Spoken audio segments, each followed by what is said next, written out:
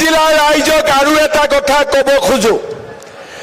হোজাই জিলাৰ বাবে মই অতি সোনকালে এখন মেডিকেল কলেজ দিয়াৰো ব্যৱস্থা কৰিম।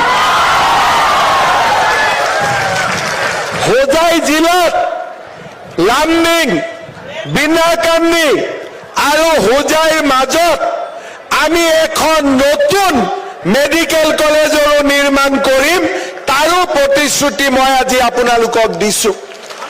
শ্ৰদ্ধা ৰাইজ, আজি আমাৰ ইয়াতে বৰহমপুৰৰ ৰাইজ উপস্থিত আছে। কঠীয়াতলিৰ পৰা কামপুৰ, যমুনামুখৰ পৰা ডবকালৈ এতিয়া আমি ৰাস্তা বনাম। 127 কোটি টকা দি আমি 30 কিলোমিটাৰ ৰাস্তা বনাম।